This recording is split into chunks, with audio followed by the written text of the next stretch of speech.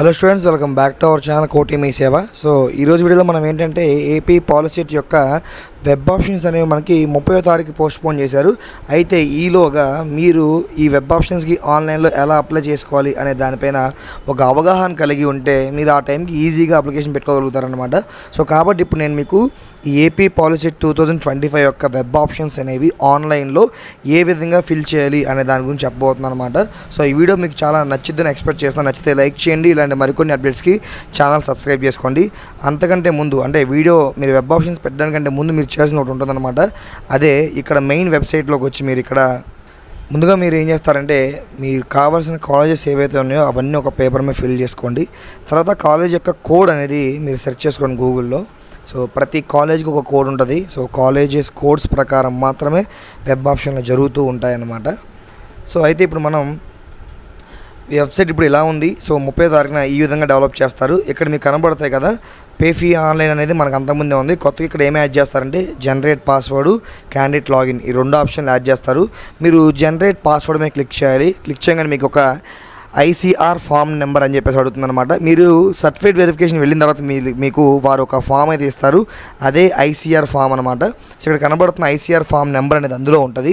ICR form number, మీ యొక్క POLYCET యొక్క hall ticket number, మీకు పాలిసెట్లో వచ్చిన ర్యాంక్ ఏదైతే ఉందో ఆ ర్యాంకు, మీ యొక్క డేట్ ఆఫ్ బర్త్ ఎంటర్ చేసి జనరేట్ పాస్వర్డ్ మీద క్లిక్ చేయాలి.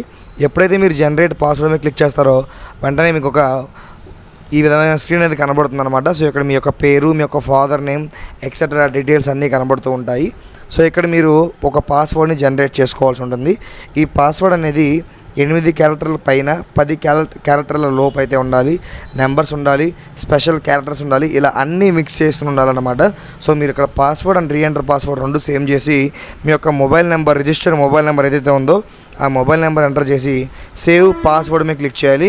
అప్పుడు మీరు ఎంటర్ చేసిన పాస్వర్డ్ అనేది దీంట్లో ఆటోమేటిక్గా సేవ్ అయితే అయిపోయి ఈ విధంగా కనబడుతుంది. Password generated successfully, please login అని చెప్పేసి కనబడుతుంది అనమాట.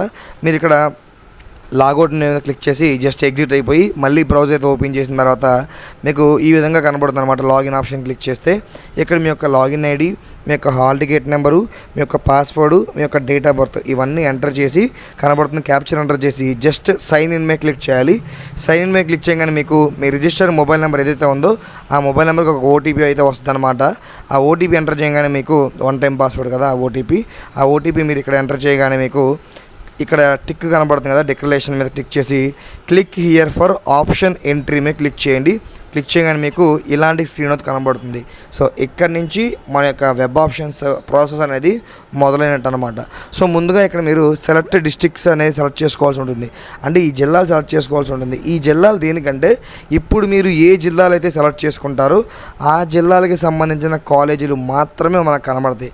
సో మనం ఓన్లీ కృష్ణా, గుంటూరు ఈ 2 జిల్లాలో ఉన్న కాలేజీలకు మాత్రమే వెళ్దాం అనుకుంటున్నాం. మిగతా జిల్లాలు టచ్ కూడా చేయమన్నప్పుడు మీరు ఆ 2 జిల్లాలు సెలెక్ట్ చేసుకోవాల్సి ఉంటుంది. లేదు మన ఏపీలో ఉన్న అన్ని జిల్లాలు మాకు కావాలి, అందులో నచ్చింది కాలేజ్ సెలెక్ట్ చేసుకుంటాం అన్నప్పుడు అన్ని జిల్లాలు సెలెక్ట్ చేసుకోవాలి. మీరు ఎప్పుడైతే ఏ జిల్లా అయితే సెలెక్ట్ చేస్తారో కేవలం ఆ జిల్లాలో ఉన్న కాలేజెస్ మాత్రమే మనకు కనబడుతుంది కదా డిస్ప్లే ఆప్షన్స్ ఎంట్రీ ఫామ్ అని చెప్పేసి. సో మనం కృష్ణా, గుంటూరు ఎంటర్ చేసి డిస్ప్లే ఆప్షన్ ఎంట్రీ క్లిక్ చేయగానే ఆ 2 జిల్లాలో ఉన్న కాలేజీ లిస్ట్ కనబడుతుంది మనకి. ఓన్లీ కృష్ణా సెలెక్ట్ చేస్తే ఓన్లీ కృష్ణా జిల్లాలో ఉన్న కాలేజ్ మాత్రమే కనబడుతుంది అనమాట. సో అలా డిస్ప్లే ఆప్షన్ ఎంట్రీ క్లిక్ చేయగానే మీకు ఈ విధంగా అయితే ఓపెన్ అవుతుంది స్క్రీను. ఇక్కడ మీ యొక్క పాలిసెట్ యొక్క హాల్ టికెట్ నెంబరు ఇవన్నీ కనబడతాయి అన్నమాట. సైట్లో మీకు ఇక్కడ కలర్ ఇండికేటర్స్ కనబడుతున్నాయి కదా, సో ఈ కలర్లో ఉన్నవన్నీ కూడా గవర్నమెంట్ కాలేజెస్ అని అర్థం.